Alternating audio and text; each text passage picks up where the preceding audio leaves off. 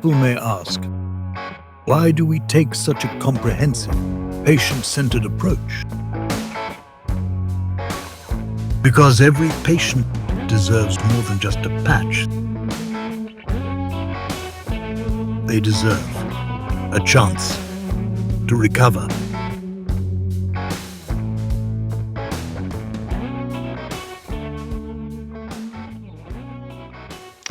Today, I'm very proud to introduce our first guest on episode 1, Mr. Jose Vasquez. He is a master of physical therapy, brings over 20 years of experience to the field. He has served as the head strength coach for the Texas Rangers now for 18 years, and he's bringing those skills to our local community. So we're very happy to have him on the program. Hello, Jose. Thank you, Doc. I am very excited to be here and joining in this quest to help people with chronic pain is, I think it's a very noble cause. I am very excited to join the practice and try to bring all these years of experience in the world of sport, try to bring that to the regular people in the community and those living with chronic pain. Thank you. Thank you. Absolutely. You know, what's crazy is really how many people have chronic pain to begin with. I mean, some of the stats, depending on your source, go from 50 million out of the country, of 50 million to maybe even 100 million. 20 million, maybe the pain is so bad they can't even get out of bed or they have significant trouble taking care of themselves. So definitely your services are greatly needed because, I think in modern world, we're not moving as much as we used to. I agree. I totally agree. And even in the world of sport, there's a lot of things that can create undue stress, undue pain. Mm-hmm. Obviously, when you play sports, you're at risk of getting injured by playing the sport. But in Major League Baseball, one of the things that also happens that I feel like lead to some of these things is we travel a lot. We're on planes for long periods of time. We are on our phones all the time. During the game, you sit for, period of time. Sitting is also a bad thing for your back, for your neck, for your shoulders, for your hips. So even in sport, there's a lot of lifestyle situations that can lead to bad posture. And of course, some of these bad postures can lead to chronic pain. So when you were in Major League Baseball and you're treating basically these high-level athletes, top of the world athletes, your focus might be a little bit different than maybe the average person in that regard, right? Because maybe they're not dealing with as much chronic pain as the average person, or are they, given their sport?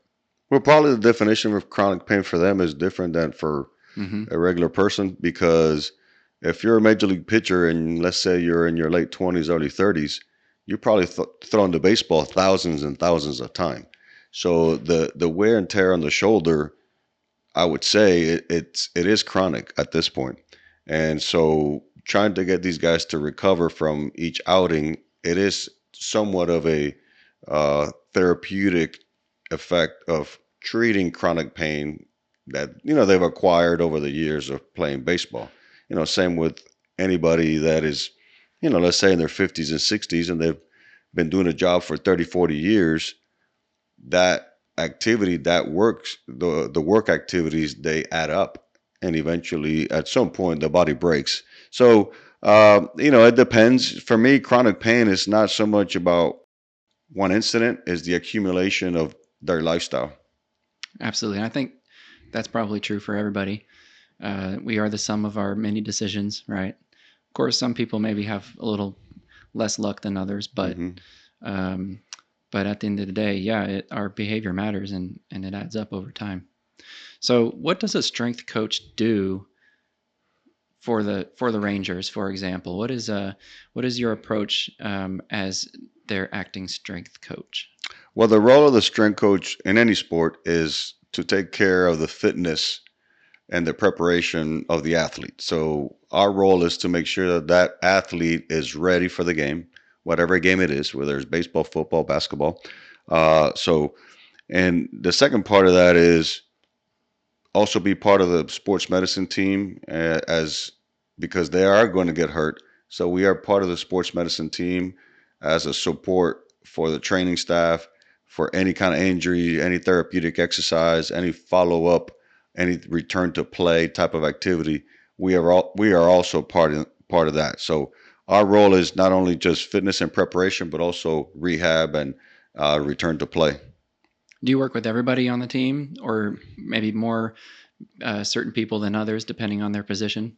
No, when I was the head strength coach, yeah, I worked with everyone. I was Mm-hmm. responsible for everyone. Mm-hmm. There were some years that I had an assistant, and also we had a physical therapist, and some of the trainers also took part in some of what we did. But for the most part, my role was to be in charge of their fitness program. Gotcha. How does someone get involved with a major league baseball team, let's say, as a strength coach? Because that seems like a really awesome gig. Yeah, no, it was a great job. I had a great career, and I really enjoyed it. Um, you know, I'll tell you my story, but like in today's game, I feel like it's a little more difficult to get in. There's only 30 major league teams, and most major league teams have two, so perhaps there's 60 jobs like this in Major League Baseball In the country. in the country. And then every team, every major league organization, they have minor league teams, and they most of them employ full-time strength coaches. So there's a few opportunities, but it's not as lucrative as you need to have is the education and exercise science and some fitness related field. And then the second part that you have to have a certification by the National Strength and Conditioning Association. It is the governing body that MLB chose for us to be certified by. Hmm. When I first started 20 something years ago, um, most of the strength coaches weren't certified. Some of them were not even they didn't have degrees in exercise. They had business degrees, and perhaps they were a graduate assistant at a football program, and they trickled over to baseball. So at the beginning, there was not a specific certifying body, but now every every major league team requires that we have a certification by the National Strength and Conditioning Association. Now, my story is a little different.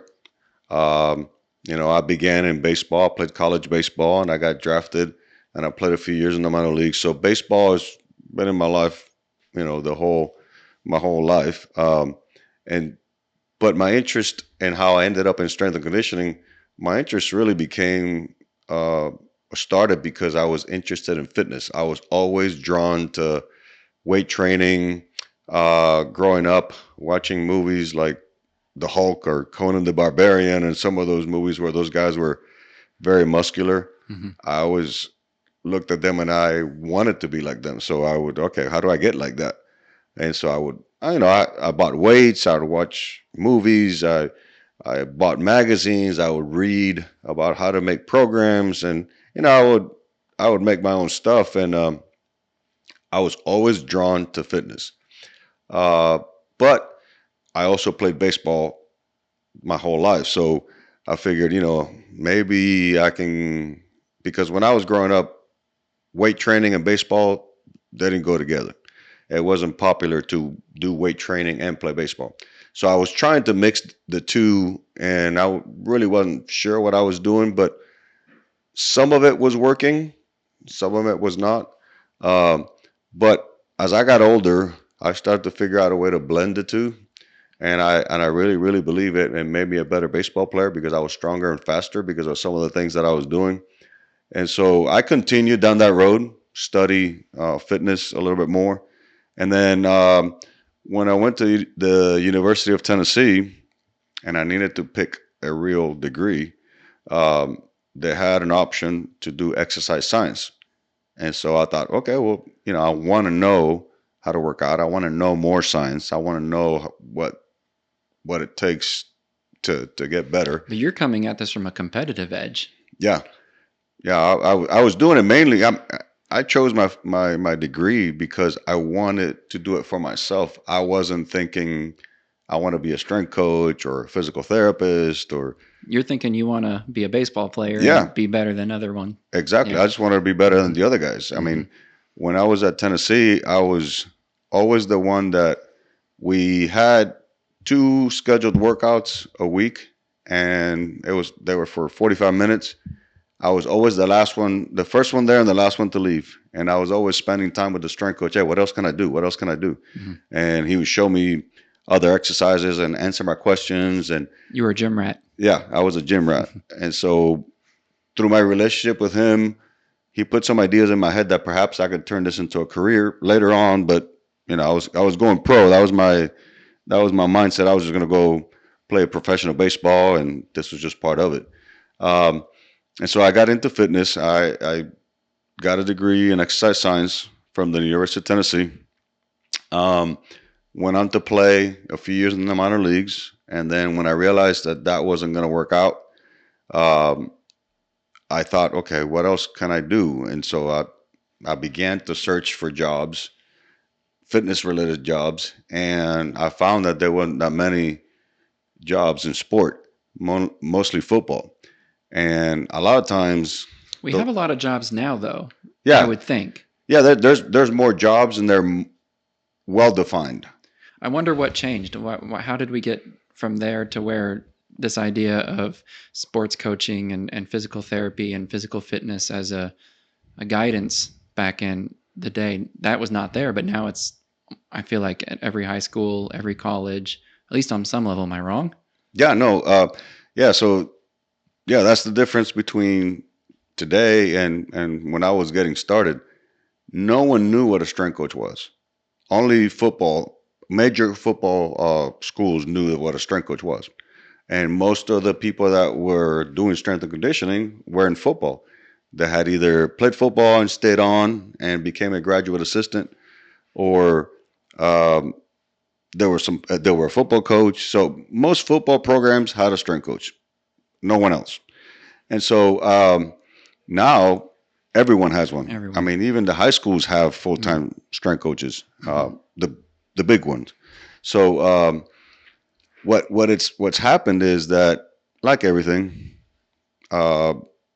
the players, the parents, they keep asking for these type of things.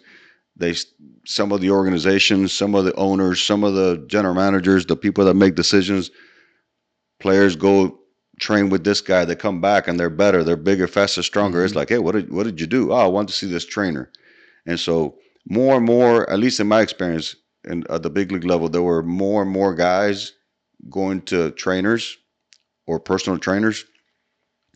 And so the demand increased. The players are telling the teams, hey, we want somebody in-house that can help us with this, because I can't bring my trainer here all the time, even though some guys did and some guys tried to do it all the time. But a lot of times it's not possible because it's a lot of travel, a lot of moving around. So there was a lot of players coming on with their own trainer and asking the teams to provide one. Also, another thing that happened in Major League Baseball around 2003-04, it was the big steroid scandal. And so a lot of those big Major League superstars and the governments wanted to crack down on MLB. And so one of the things that came out of that is MLB mandated that each Major League team had a certified strength coach. So all these guys that were football guys, or the guys that were questionable with the whole steroid scandal, they started to weed those guys out. They also decided that they were not going to allow personal trainers at the facilities, at the Major League facilities, because some of these big name players would bring their own guy, and he's working in the middle of the gym with everybody else, with his guy. And sometimes they would recruit other players to try to, do his thing. But it was always a problem. It was always a problem. It just wasn't a good thing. And so Major League Baseball cracked down on that, required that we all had to have that certification, and everyone had to have that within a certain years, because then, at first, a lot of people didn't have it. I had mine since 1995 because I felt like that was the certification. You were ahead of the game. Yeah, I was ahead of the game because that was the one that I thought that's the most complete. And so I already had it, thank goodness, because that test has become harder and harder over the years. And so they mandated we get that, and then they mandated that every team designate a strength coach. And then as it turns out, then most teams went to 2. Some teams have 3 now.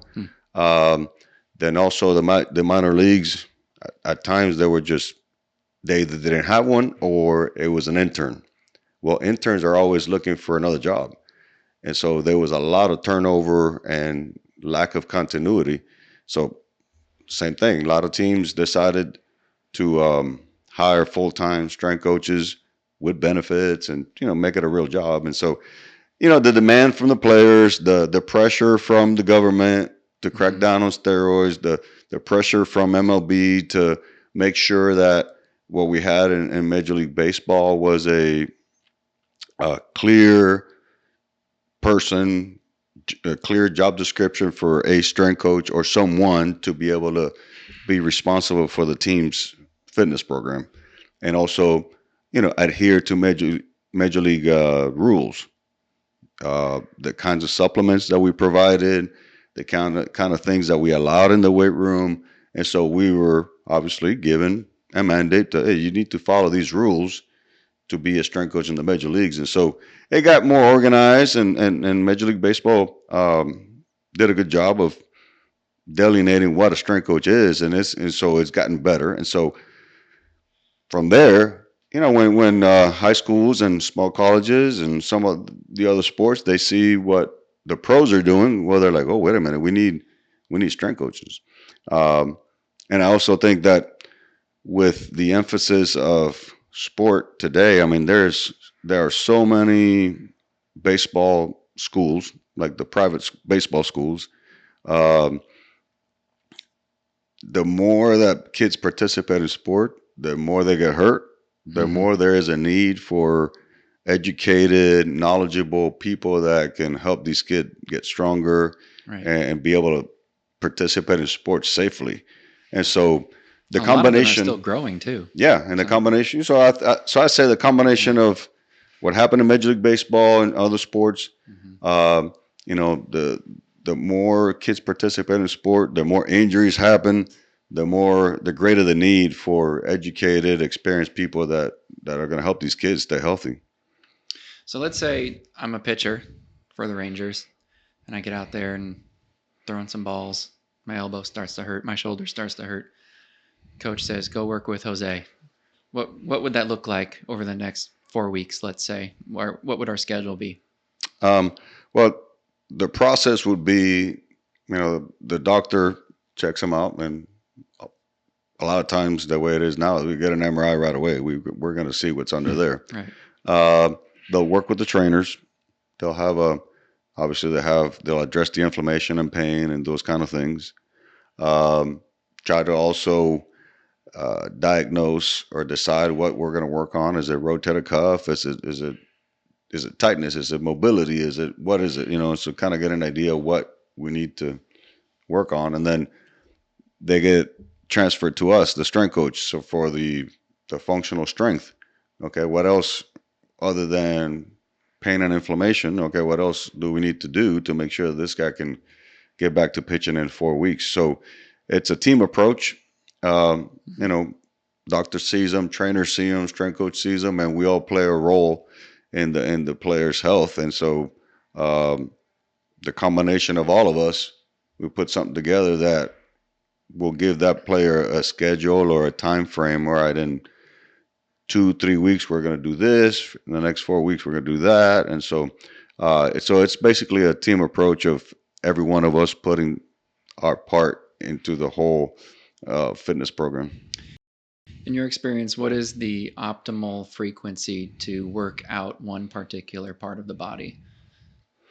Well, it depends. It depends on what you're talking about. So like when it comes to baseball, general fitness for baseball in season, I always promoted 2 to 3 times a week, total body lifts, with one of them being heavier than the others. The other two lifts are uh, lighter, maybe lighter in intensity, lighter in volume. What's a total body lift? Like where you do the whole body, like chest, back, Oh, I legs, see. all Okay. together. Yeah. As a sports strength coach, I always promoted total body training because as an athlete, you use the whole body when you play.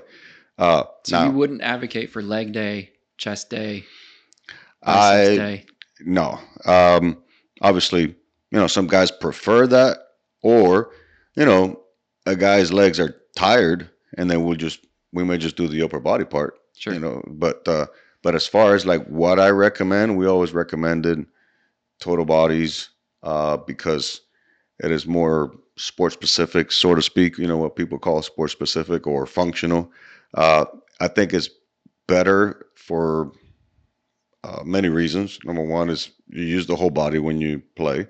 Number two, it's more time efficient. If you have to break it down in body parts, then you'd be coming to the gym 5-6 days a week. And as the season goes and you play every day, there's a lot of other things that these guys have to do, from practice to interviews to meetings, Go to the grocery travel, live, have a life. Yeah. Mm-hmm. So there's a lot of things that these guys have to do. And so the less days that they have to go to the gym, the better for their lifestyle and their schedule. But also, so if you're going to go to the gym 2 to 3 times a week, you got to make it worth your while. You got to get the best bang for your buck.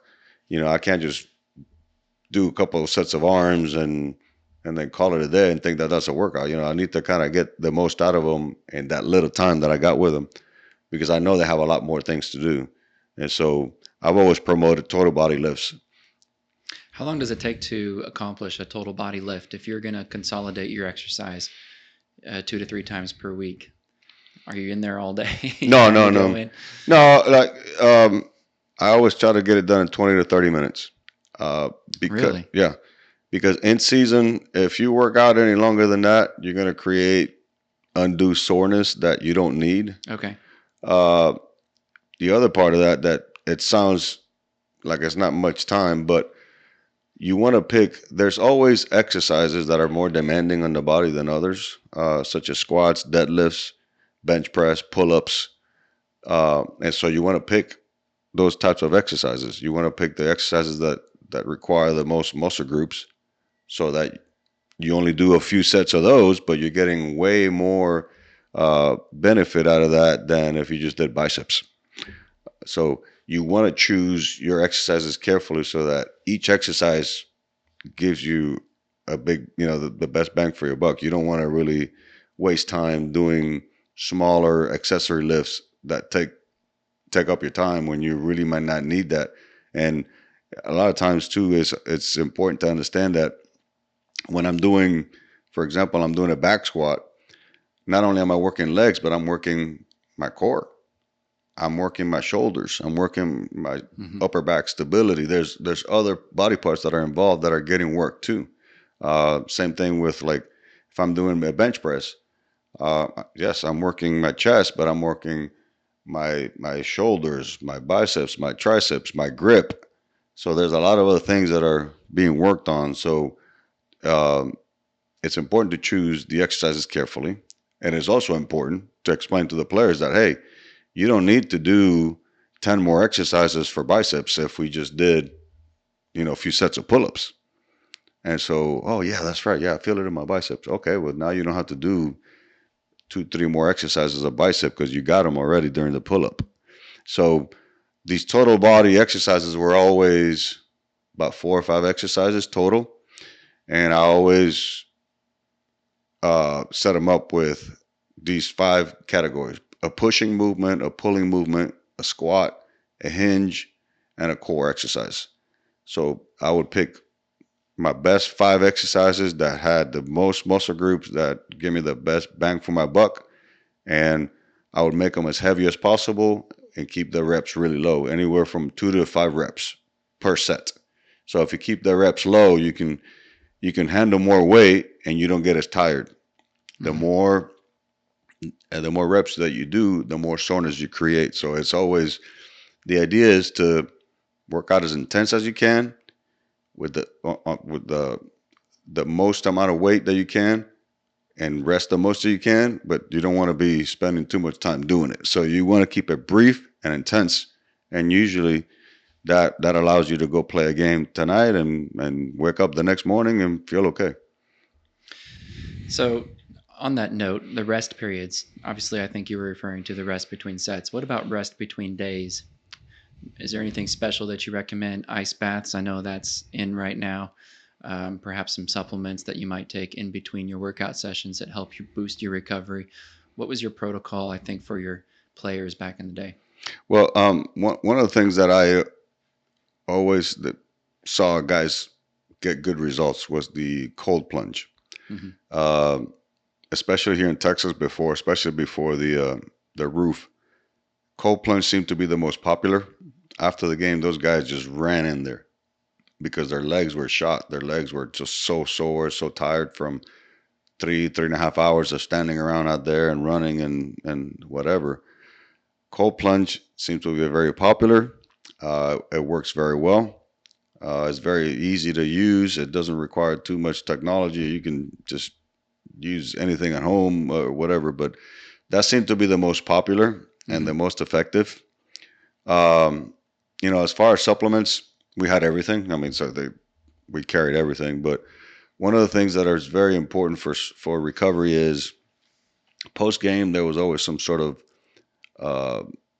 hydration drink, protein, some kind of whey protein. So, and depending on the guy, magnesium, fish oil, and some sort of anti-inflammatory like a beet juice or some kind of cherry juice, those kind of supplements. Yeah, there's quite a bit of research I've discovered behind tart cherry juice. Yes. With regard to muscle pain in general. Yeah. So we use the tart cherry juice a lot. Have you ever, I mean, I'm sure you have, but I've actually tried this. You get it at the store. It's organic. You got to water it down. At least I did, because it was very sweet. Yeah. It is very tart. Yeah. So we put it in water. We used to get it in gel packs. It was a gel pack, and you just squeeze it into a water bottle, and then you can tolerate it. But some guys, you'd be surprised. I mean, some guys just like, I don't feel like getting a water bottle. I'm just going to chug this. Who cares? So I do that too sometimes, just because supplementation, sometimes there's so much preparation. You got to have a shaker and a blender and a bottle and a funnel. And sometimes the guys would get the energy drink, the energy powder that you're supposed to put in the water. They would just put the powder in their mouth and swallow it just because they didn't want to hassle with the water bottle. So, but for the most part, collagen protein, whey protein, fish oil, tart cherry juice. You mentioned a hydration drink, but that's not just Gatorade. No. Yeah, no. It's always some sort of high sodium drink, because as we sweat and we lose fluid, we lose a lot of sodium. So all these types of hydration powders that we used had some level of sodium. We used to have 3 types. One of our dietitians came up with this idea that we had 3 types. One for the guys that were heavy sweaters. These guys, they look at a machine and they start sweating. So that one's very, very high sodium, but tasted terrible. Now there was a medium, more like a little tastier, a little less sodium, and then a very light sodium one. And so she categorized it, whether you sweat a lot, you need this one. If you don't sweat a lot, you need this one. So to be clear, these elite athletes are not drinking Gatorade. No, that's not enough. Yeah. Can the general population get a hold of these hydration drinks? Because that seems like it would be a lot more effective. Yeah. I mean, Amazon has everything nowadays. But the types of products that you want to look for is the ones that we used was the right stuff. The other one was called Drip Drop, and the other one BioSteel. Okay. And you can find those online anywhere. And for the record, they are not sponsoring this video. Yeah, but those Yeah. are the three that we used, Yeah. and they're very, very well received. The players, You just mix it in a water bottle. water, yeah. Yeah. So we would do it before the game, during the game, and after the game. When do you carbo load? We didn't do that in baseball because baseball was every day. And so like carb loading was always something that was for sports that you played once a week, and something where you could prepare for the days before, like football, soccer, some of those, but we never did that in baseball because um, unfortunately, since baseball plays every day, and what people don't, I would say people assume that you will feel the effects of today's game tomorrow, and so on and so on. It's very easy to turn one day's mishap into 3 or 4 days of feeling terrible.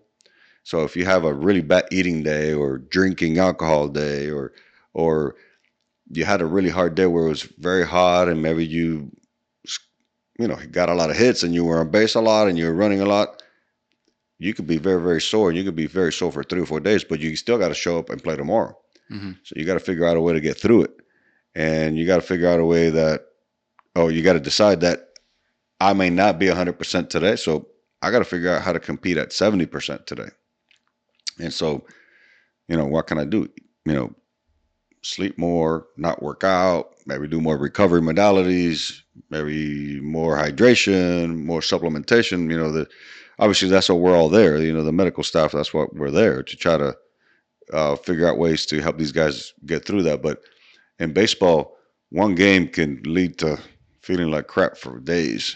It sounds like training for baseball and being healthy for baseball is a lot like being healthy for life.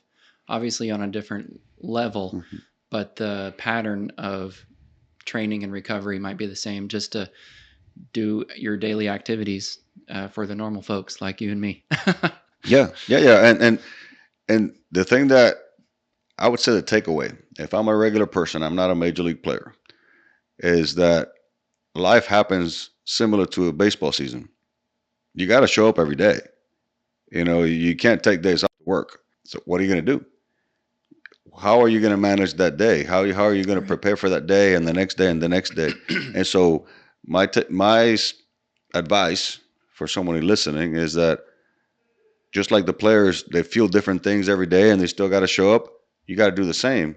And so now the difference is they have a staff giving advice on how to prepare on days like this and so on. Right. But as a regular person that has a regular job, it's, it takes a little bit of planning and a little bit of education, learning a few tricks, a few tips, figure out, okay, what's my day like? What's my nutrition like? What's my sleep like? What is my family life like? How many kids? How many trips do I have to take? Or, do I travel? Do I not travel? Consider all those things as part of your fitness plan, and then how can I manage those things and plug in some stretching, plug in some cardio, plug in some strength training. And so I take all that, just like the big league guys, they have a life, they show up to the park, they got certain things that they have to do. They got to go to the training room, they got to go watch film, they got to go to meetings, they got to work out, they got to play a game. After the game, they got to do certain things. Same thing with a regular person. You got all these responsibilities. Take inventory. Take inventory of what you do, what your job is like, what it feels like. If it's construction, okay, how beat up am I on every day? So how can I figure out ways to incorporate a little bit of fitness? How do I recover from my heavy days and my light days? And if you take that same approach, it's basically the same, because the body is going to adapt or not to the stress you put it on. And so if you're proactive, you can prevent injury, you can get fit, even if you have a hard job. But if you don't, life is going to happen, and injuries are going to happen. You're not going to know what happened, because you don't know what's happening, because you never really sat down and take an inventory of what you do on a daily basis. No, that's a good point. And I think I'm sure you've heard this many times before. I know I do. When I recommend exercise to my patients, well, doc, I already lift boxes all day at the warehouse. I'm already physically active at my job. Why do I need to go to the gym on top of that? I don't need to do that. Well, you kind of do, right? Because if you're already living at that top of your threshold, you're setting yourself up, like you said, for injury whenever your schedule changes, your job changes, your workload changes. Maybe you don't sleep well the night before. Maybe you don't eat well the day before. Next thing you know, you're over your ability of compensation, and you're into this, what I call strain, sprain, and pain zone. And really the only way to prevent that is to increase your level of tolerance so that you never actually hit that during your normal day-to-day business. Yeah, and when people bring that up, instead of trying to sell them the gym, or instead of selling them an exercise program, I try to sell them on the idea of, you got to think about what your body's experiencing right now. What kind of activities, what kind of stress are you under right now? If you were a construction worker and you're constantly bending, lifting, reaching, twisting, eventually your body is going to come to a point where it's not going to be able to withstand that workload. And just like an athlete, in order for an athlete to meet the demands of the sport, they need to train so that they can play that sport. And so if you want to maintain that level of work capacity, you need to be able to work a little bit higher, a little more intense than what you actually do. Otherwise, you're going to break. But perhaps at the beginning, you don't just go from, I'm a construction worker and now next week I'm going to sign up to the gym and then I'm going to go lift weights. And then the next day I can't walk and I can't do my job. And so it takes me a week to recover. And now I quit my workout program. Perhaps your workout program begins as a recovery workout. I'm stiff, I'm sore, I'm tight from work. Okay, I'm going to start by working on stretches, working on my back exercises, working on some light cardio to sweat off some of the stiffness. And then little by little, as you start feeling better and that becomes part of your lifestyle, then you can kind of progress it. But the mistake that people make is, anytime you mention exercise, they're already thinking, oh, I'm going to do CrossFit, or I'm going to go lift heavy weights, or I'm That's going where my mind goes. Yeah, I'm going to run 5 miles after I just worked 8 hours of construction. Yeah. Fitness is not about those things only. Fitness is about, can I make myself healthier by doing certain things that make my body feel better? But it starts with, I need to understand what my life is like, the stresses of my life. And so how can I make this better? Because I know that people that have hard jobs, they're sore, they're tired. Okay, well, do you want to be tired and sore all the time? If you don't, then perhaps you want to do something about it. You start by light cardio, light exercise, light stretching, and then just you do that for... So don't do what I would do. Run to the gym, pick up the heaviest weight, do it as many times as I can, and then run home and then never come back because it hurts too much. Yeah, exactly. And sometimes the right way to do it is just pace yourself. Pick out a few things, go do them, see how you feel the next day, see how you feel the day after that, and then repeat it. You were talking about making a plan. I guess if you don't make a plan, you plan to fail, right? So let's say you make a plan for your athlete patients or your regular patients like myself. Maybe this is the list, but you really only expect that we're going to do half. There's a strategy behind that. Yeah.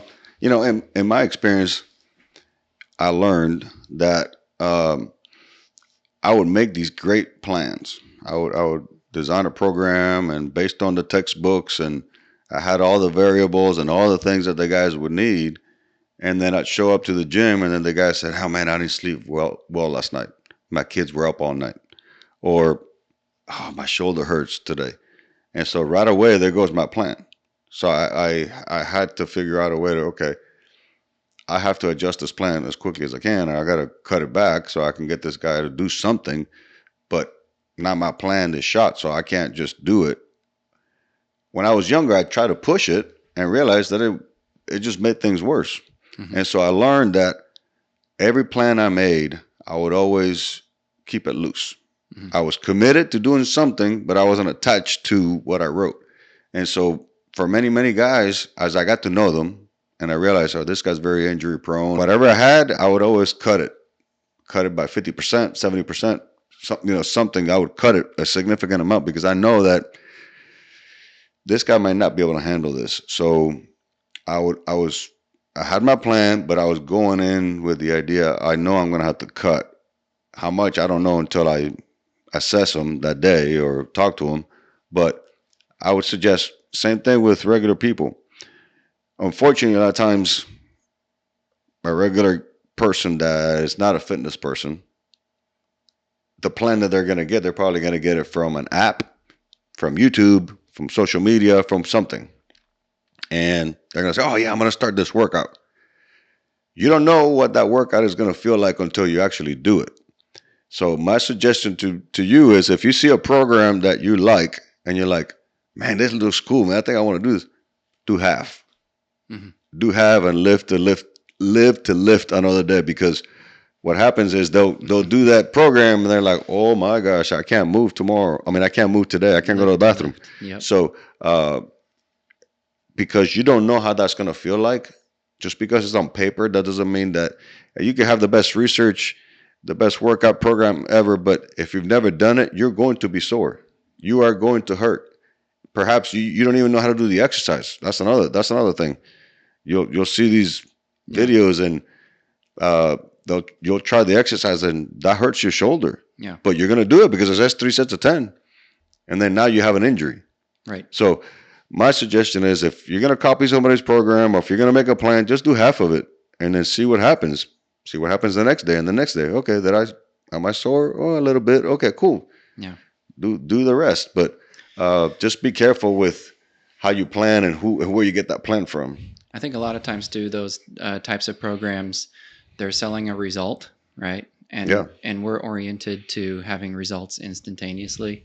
And so we're very motivated to push it to the limit with the expectation within 2 or 3 days, we're going to be like Arnold. That's not going to happen. Mm-hmm. So we have to keep our goal oriented 6 weeks, 8 weeks, 12 weeks. That's more of a lifestyle approach rather than I'm going to go and fix something today. Yeah. Right. Yeah. Yeah. And the other part, and since we've had several instances of stroke, and something that I've had to give my family a lot of explanations on how these things happen, what leads to this and that kind of stuff. And one of the things that most people don't realize about fitness is that when you work out, your insides are working. Mm-hmm. You know, your heart, your lungs. Yeah. I was trying to look for the term, but yeah, like when you lift weights, your blood pressure goes really, really high. Right. So when you lift heavy weights, you're training your heart's ability to withstand high pressures, so that when you have a stressful day at job, at home, or at work, whatever, your heart's going to be like, no problem, man. I did 200 pounds on bench press the other day, and my blood pressure was 400 over 200 when I was bench pressing. So normally your blood pressure then will be much lower. Exactly. Your heart rate will be much lower. Yes. And so I would always joke around with some friends that, I want to get a six pack, or I want to get a big chest, or I want to get, and I would say, man, look at your parents. Yeah. I mean, your genetics are probably you're not going to show muscle like right. So-and-so, but I guarantee you your organs and your insides are getting a workout. Mm-hmm. Body temperature regulation, blood pressure, resting heart rate, all kinds of things that are happening. Fluid, you're passing fluids through systems that you don't normally use when you don't work out. So when it comes to health, yes, you want the outward appearance, but you also want the inward appearance. You want the inward effect just as much, especially as we get older. You want blood flowing through your heart, your brain, your legs. How many people get varicose veins and get all kinds of blood vessel problems because they never get any blood pumping through the certain areas because they never exercise them. So when you think about fitness, there's a lot of hidden benefits that are happening that we underestimate. And that my message is always to everyone, especially as you get past your 40s, you exercise is for everything, not just for your muscles. Prolong your life, really. Yeah.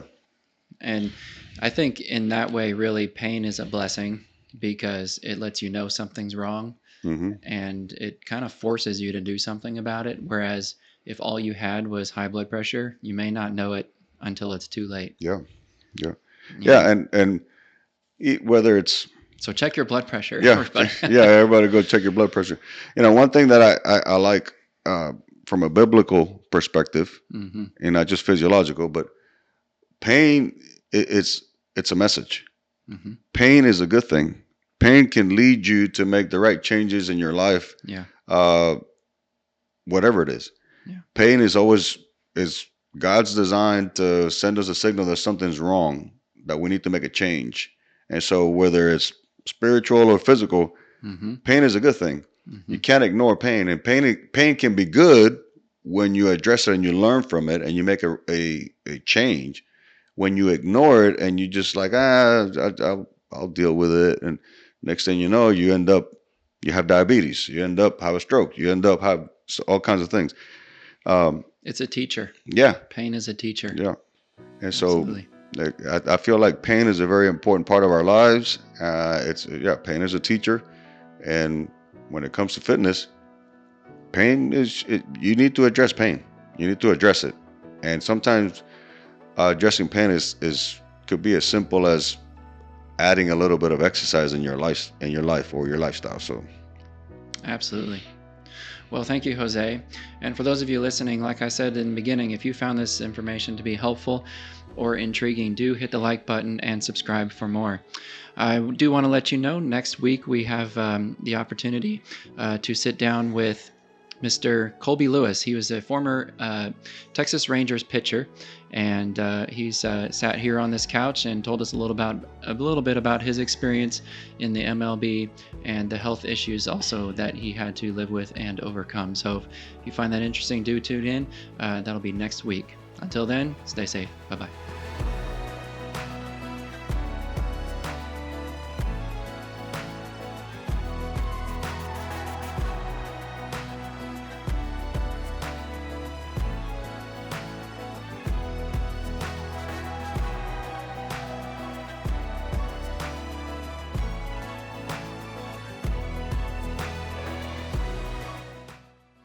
Oh, I think I have to look at camera 2. Now I don't remember. I think it's camera 2. Today we are looking at, see, I forgot what I was going to say. Hold on. No, that was a good intro though. I'm getting there. Yeah. No, I got it. This is good. Okay. And today we are going to take you behind the scenes, a little bit of pain management and exercise and physical therapy okay, see, I already got off the trails. I did practice this. All right. No, but this was a good one. I liked it. This one turned out way better.